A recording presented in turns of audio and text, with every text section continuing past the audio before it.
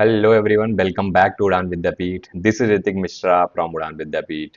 और आज हम बात करने वाले हैं सीसैप काउंसलिंग में पेमेंट कितना करना है। बहुत सारे बच्चों को कंफ्यूजन है क्योंकि बहुत सारे बच्चे ऐसे हैं जिनको सीट मिल चुकी है, उनको भी सीसैप जाना है। बहुत सारे बच्चे ऐसे हैं जिनको सीट नहीं मिली है, उनको भी सीसैप जाना है। और बहुत सारे बच्चे ऐसे हैं जिन्होंने सीट मिली है और बाद में विड्रॉ कर लिया है या फिर एग्जिट कर लिया है। ऐसे भी कुछ स्टूडेंट हैं। तो यहाँ पे बहुत सारे टाइप्स हैं बच्चों के जो सीसैप राउंड में पार्टिसिपेट करना चाहते हैं। ऑफ कोर्स सीसैप राउंड का अपना बेनिफिट होता है क्योंकि कट ऑफ बहुत ज्यादा ड्रॉप करता है।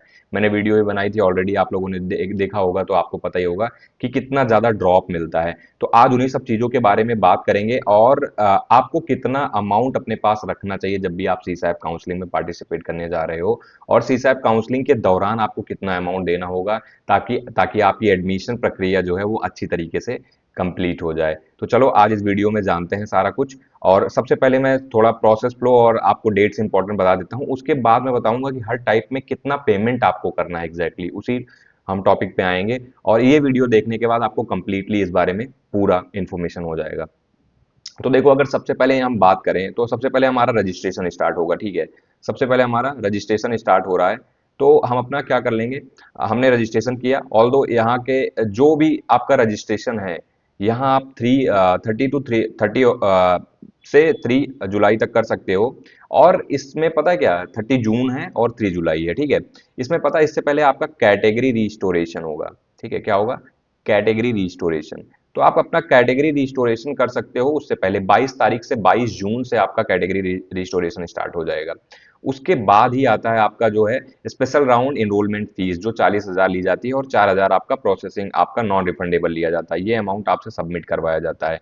यहीं पे मेन खेल होता है कि आपको कितना अमाउंट देना है और आगे चल के आपको कितना अमाउंट देना है। तो इन सब चीजों पे भी चर्चा करेंगे। ये आपका 3 जुलाई तक होगा। उसके बाद आपकी चॉइस फिलिंग स्टार्ट हो जाएगी, जो कि मोस्ट क्रूसियल स्टेप है, मैं कहूंगा most important and most crucial step होता है। बिकॉज यहाँ अगर चॉइस फिलिंग में एक बार आपने मिस्टेक कर दी ना, तो फिर आपको मतलब जोसा में तो आपने कर दी होगी, जिन्होंने कर दी होगी ठीक है, लेकिन सीसैब में जिन्होंने करी ना, यहाँ पे पैसा भी जाता है, सीट भी जाती है। तो ये चीजें बहुत ध्यान रखने वाली हैं।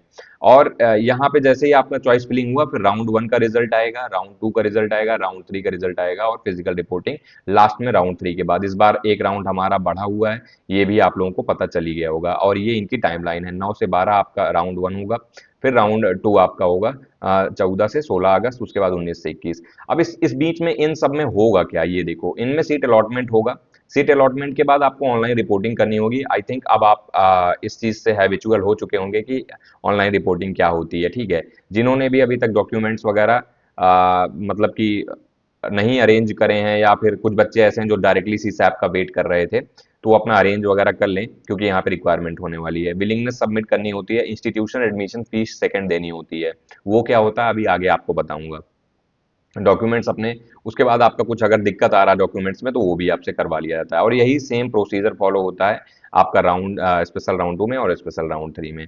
अब यहाँ जो इंपॉर्टेंट बात आती है ना, सबसे पहले तो देखो, जिनको अगर कोई सीट नहीं मिली हुई है, ठीक है, आपको जोसा में सपोज दैट कोई सीट नहीं मिली है, तब भी आप सीसैब में पार्टिसिपेट कर सकते हो। या आपने बिल्कुल अगर पार्टिसिपेट ही नहीं किया है जोसा में, तब भी आप सीसैब में पार्टिसिपेट कर सकते हो। ठीक है, तो अभी हम जानते हैं, जो अब हमारा मेन टॉपिक है उनके ऊपर हम जाएंगे और जानेंगे हमारा क्या है। ठीक है, इनके इस इसमें आपको जाने से पहले थोड़ी कुछ चीजें हैं इंपॉर्टेंट है जो मैं आपको बता देना चाहता हूँ कि देखो, यार, सी सैप का बेनिफिट होता है, नो डाउट बेनिफिट होता है, अच्छा खासा बेनिफिट होता है। बहुत सारे बच्चे इंतजार में बैठे होते हैं, बहुत सारी जीएफटीआईज, इवन बहुत सारे एनआईटीज की बात करें तो यहाँ पे बेनिफिट होता है।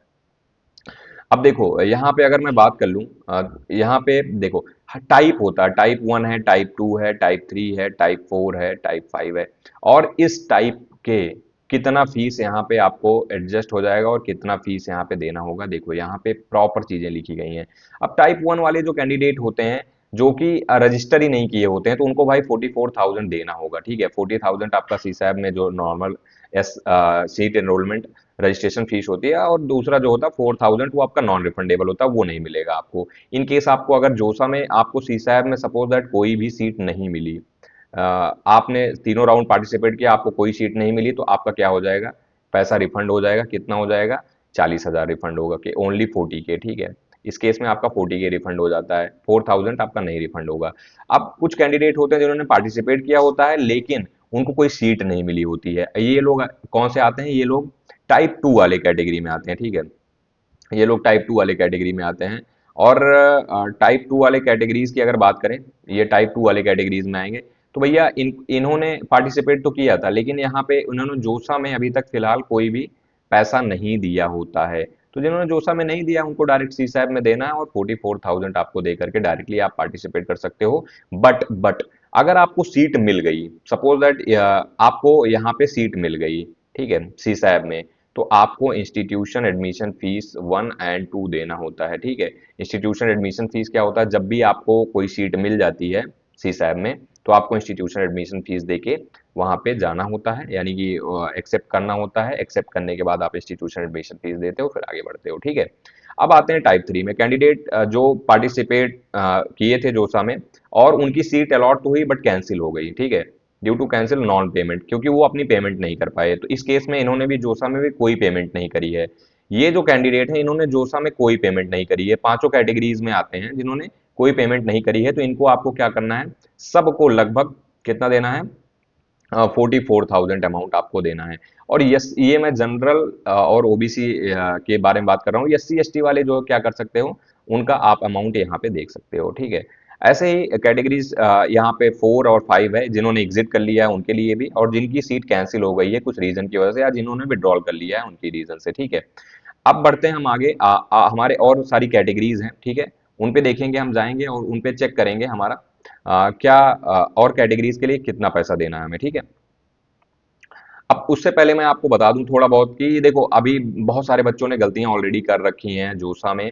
अगर आप सीसैब में अपनी गलती नहीं करना चाहते हो, या चाहते हो कि आपको एक्सपर्ट गाइडेंस मिले, तो आप हमारा ना लिंक में आपको प्रोग्राम का डिस्क्रिप्शन में लिंक मिल जाएगा, ठीक है, वहां पे आप जाके सिंपली ज्वाइन करो, ठीक है। हम लोग काम कैसे करते हैं, या हमारा अकाउंट का आपको रजिस्टर करना होता है, फिर आपको आपके एक पर्सनल मेंटर का कॉल आएगा, ठीक है, जो आपसे हमेशा ही कनेक्टेड रहते हैं। फिर आप क्या करोगे, आपको व्हाट्सएप ग्रुप मिलेगा जहाँ पे आप अपने डिस्कशन से आपने जो भी डाउट हैं वो आप कंटिन्यूसली पूछ सकते हो। यानी जो आपको मेंटर अलॉट हुई है ना, वो आपको हमेशा, जब तक आप एडमिशन नहीं करा लोगे तब तक आपको वो हेल्प कर रहे होंगे।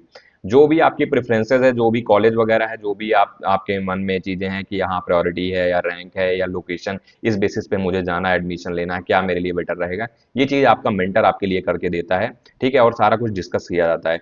फिर आपकी पर्सनल चॉइस फिलिंग बनती है, और ये पर्सनल चॉइस फिलिंग जब आपकी बनाई जाएगी तो सारी चीजों का ध्यान रखा जाएगा। जब तक आप अपने कॉलेज में नहीं पहुंच जाते अच्छी तरीके से, तब तक यहाँ पे आपका मेंटर आपके साथ रहेगा। और एक एक एडिशनल चीज होती है बोनस में, जिसमें हम स्कॉलरशिप में अपने बच्चों की मदद करते हैं। अभी बहुत सारे बच्चे यहाँ से जाएंगे, और वो स्कॉलरशिप जो होता है सबसे मेन इंपॉर्टेंट पार्ट होता है एक्चुअली में। और स्कॉलरशिप का बहुत ज़्यादा एडवांटेज मिल जाता है बहुत सारे बच्चों को। तो इनमें भी हम इनकी मदद करते हैं और हेल्प करते हैं। तो जिनको भी अगर ज्वाइन करना हो, फटाफट जाके ज्वाइन कर सकते हो, ठीक है। आपको करना कुछ नहीं है, आपको सिंपली लिंक में जाना है, लिंक में आपको डिस्क्रिप्शन में दिया गया है, वहां पे जाओ और ज्वाइन करो, ठीक है। चलो हम लोग अपने टॉपिक पे आते हैं, ठीक है, बात करते हैं। टाइप 6 के बारे में बात कर लेते हैं। टाइप 7, टाइप 8, टाइप 9, ये सारी टाइप्स हैं, और यहाँ पे मैंने इनका लिखा हुआ है कि कितना इनको फीस देना हुआ है, ठीक है। अब टाइप 6 वाले जो बच्चे होते हैं, इन्होंने ऑलरेडी कुछ पेमेंट कर रखा होता है जोसा में, ठीक है। इनको एनआईटी प्लस सिस्टम में कोई सीट अलॉट हो गई और इन्होंने सिक्योर कर ली अपनी सीट, और पार्शियल एडमिशन फीस भी भर दी। मतलब आपने एसएएफ भी भर दिया है, प्लस पीएएफ भी भर दिया है, मतलब आपने दोनों पेमेंट कर रखी है। तो आपको केवल 4,000 पेमेंट करनी है। ये जो पीएएफ होता है, ये आपका जोसा रजिस्ट्रेशन से जस्ट पहले, जोसा से सीसैप जब ट्रांसफॉर्मेशन होता है, मतलब आप अगर जोसा से आप जा रहे हो सीसैप, तो आपको करना होता है, ठीक है। तो जिन्होंने ये पार्शियल एडमिशन फीस पे करी है, इनको केवल 4,000 देना है बस, केवल। और सीट एक्सेप्टेंस फीस तो आपने पहले ही दे रखी है, यानी आपके पास एक सीट है। और बहुत सारे बच्चों के मन में एक डाउट होता है, तो क्या हम, अगर हमें कोई सीट मिली है जोसा में, तो क्या हम इसके साथ सीसैप में जा सकते हैं? बिल्कुल। आप अपनी जोसा वाली सीट के साथ, जोसा वाली जो आपकी सीट है, इसके साथ आप सीसैप राउंड में आराम से जा सकते हो और पार्टिसिपेट कर सकते हो। अब आप बात कर लें टाइप 7 वालों की, ठीक है। टाइप 7 वाले भी होते हैं जिनको एनआईटी प्लस सिस्टम में है, लेकिन इन्होंने विड्रॉ कर लिया है, तो इनको भी क्या है, अब इसमें जो विड्रॉल का जो प्रोसेसिंग चार्ज होता है वो आपका कट जाता है। यानी आपने पेमेंट तो ज्यादा करी है, लेकिन आपका क्या है, यहाँ पे कुछ पेमेंट कट गया है, तो 33,000 आपका क्या हो जाएगा, यहाँ पे एडजस्ट कर दिया जाएगा, और आपको 11,000 रुपए देने होंगे।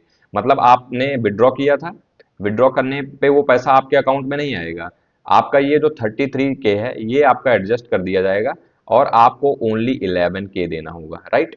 ठीक है। ऐसे ही टाइप 8 वाले जब आएंगे, टाइप 8 वाले में भी क्या है, इनके इनके लिए क्या किया जाएगा, इनकी सीट कैंसिल हो गई है, इन्होंने इनको सीट मिल गई थी बट इनकी सीट कैंसिल हो गई, डॉक्यूमेंट वेरिफिकेशन नहीं करा पाए इनको अपने, उसकी वजह से इनका अब इनका एक कितना अमाउंट होगा, क्योंकि इन्होंने ऑलरेडी सीट एक्सेप्टेंस फीस दे रखी है, अब सीट एक्सेप्टेंस फीस दे रखी है तो इनका अमाउंट यहाँ पे क्या हो जाएगा, एडजस्ट कर दिया जाएगा और इनको केवल रजिस्ट्रेशन के टाइम 8,000 रुपए देने होते हैं। और बाद में जब इनको सीट अलॉट होती है तो इंस्टीट्यूशन एडमिशन फीस सेकंड के तौर पे इनको पैसा देना होता है।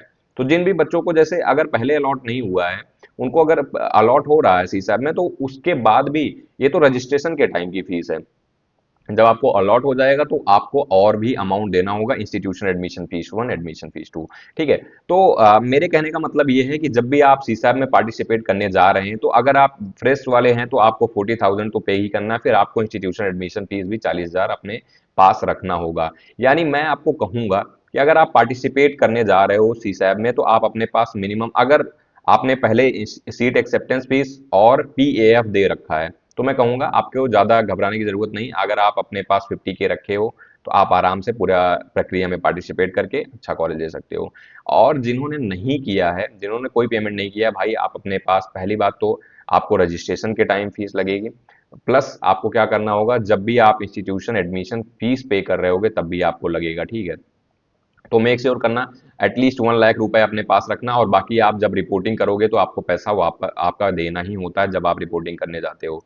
ऐसे ही सिमिलरली टाइप 9 की बात कर लें तो 33,000 एडजस्ट हो जाता है और 11K देना होता है। तो आई होप ये चीजें आपको समझ में आ गई, कितना पेमेंट करना होता है। जनरल वालों का था ये। ऐसे सिमिलरली SC ST और PWD वाले भी अपना यहाँ पे देख सकते हैं, मैंने टाइप और उनके कितना पेमेंट करना है वो बता दिया है। अब आई थिंक आपको ये चीजें समझ में आ गई होंगी कैसे करना है, क्या करना है। ठीक है। अब यहाँ से ना बहुत सारा कंफ्यूजन आपका दूर हो गया होगा। तो अब देखो, ये बहुत सारा कंफ्यूजन था, मैंने सोचा कि आपको कंफ्यूजन दूर करते हैं। तो जिनको भी ज्वाइन करना है वो आप सिंपली जाके डिस्क्रिप्शन में ज्वाइन कर सकते हो। और बहुत सारे लोग ऐसे हैं जो हमसे ऑलरेडी हमारे व्हाट्सएप ग्रुप में ऑलरेडी हैं। तो व्हाट्सएप ग्रुप में जो भी लोग हैं उनको हम लोग क्या कर रहे हैं, उनका डाउट वगैरह लिया जा रहा है, उनको डाउट्स हमारे जो काउंसलर्स हैं वो सॉल्व कर रहे हैं। तो मेक श्योर आप ग्रुप ज्वाइन कर लेना। ठीक है। जो व्हाट्सएप ग्रुप आपका लिंक में मिलेगा वो भी ज्वाइन कर लेना, वहाँ पे हम लोग फ्री हेल्प कर रहे हैं आप लोगों की। और जिनको भी चाहिए कि हाँ हम पर्सनलाइज्ड आपकी हेल्प करें, वो मेक श्योर करो कि आप ज्वाइन कर लो, क्योंकि अगर अब लेट करोगे ना तो फिर आपके हाथ से मामला निकल जाएगा। बिकॉज अभी ना बहुत सारे स्पॉट राउंड होने हैं बहुत सारे कॉलेजेस के, इवन चाहे मैं प्राइवेट कॉलेजेस की बात करूं चाहे मैं गवर्नमेंट कॉलेजेस की बात करूं, प्लस बहुत सारी ऐसी काउंसलिंग है जहां पे अभी भी आपका बहुत सारा स्कोप है। अब जैसे इन काउंसलिंग में बात कर लूं मैं, GGS IPU की काउंसलिंग है जिसमें फिर से रजिस्ट्रेशन, आप अगर राउंड 1 में रजिस्ट्रेशन नहीं भी किए हो ना तो राउंड 2 में आपका रजिस्ट्रेशन क्या हो गया, ओपन हो गया है। और इसका पता है, इसमें बहुत ज्यादा कट ऑफ का जो है, कट ऑफ की अगर बात करें तो कट ऑफ बहुत ज्यादा ड्रॉप हुआ है पिछले साल से अगर कंपेयर किया जाए तो भाई ऐसे बहुत सारी चीजें हैं जो चल रही होती हैं पैरेलली। जिन लोगों ने भी अभी तक कुछ भी नहीं किया है तो उनको तो सबसे ज्यादा इंपॉर्टेंट है कि आप राइट गाइडेंस के थ्रू आप अपना जो है कॉलेज सेलेक्ट करिए। ठीक है। ओके, चलिए मिलते हैं अगले वीडियो में। टिल देन बाय बाय, जय हिंद।